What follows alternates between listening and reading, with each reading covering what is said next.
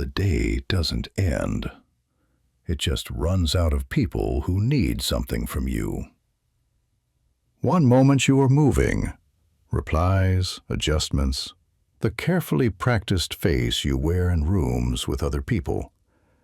And then, without quite deciding, you're standing in the kitchen on cold tile, holding a glass of water you poured without any thirst, just to give your hands a place to be. The refrigerator hums in the corner. It has been doing this all day.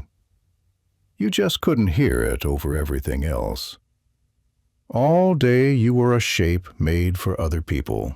Quick reply, calm voice. The version of yourself that fits into whatever the moment required.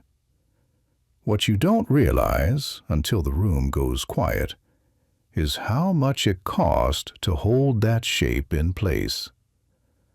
Most of it happens where no one can see it, in the part that smiles at the right time and goes quiet at the wrong one. And then the last request is finally done, and the shape has nothing left to be, and you don't quite know what to do with the freedom. Insomnia, we call it. Restlessness. A malfunction the body keeps making.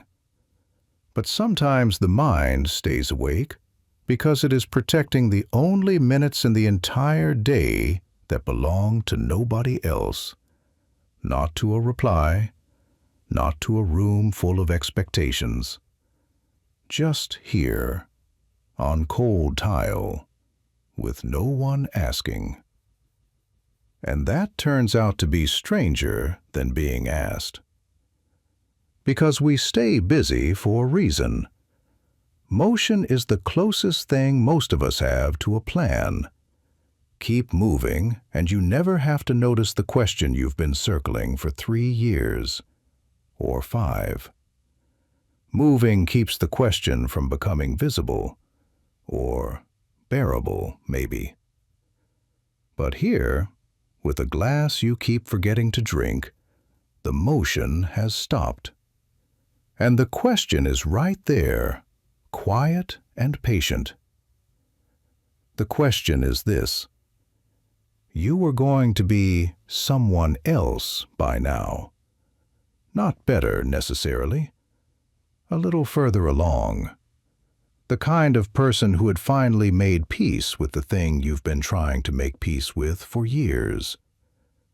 You made that plan in daylight, when the gap between who you are and who you intend to be still looked like a simple matter of time, when everything felt reachable if you just...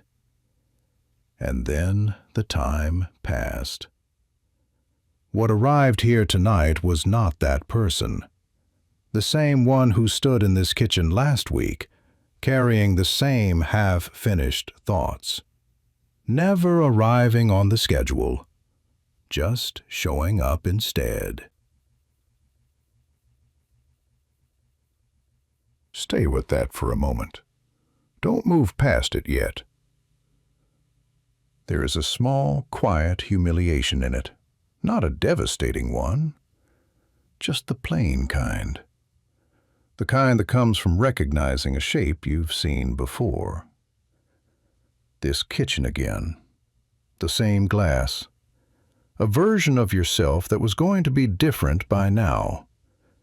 But then, and this is harder to say, the self that keeps returning at this hour, unchanged, unhurried, completely unbothered by your plans for it, that is not your failure. It is the most stubbornly loyal thing in your life.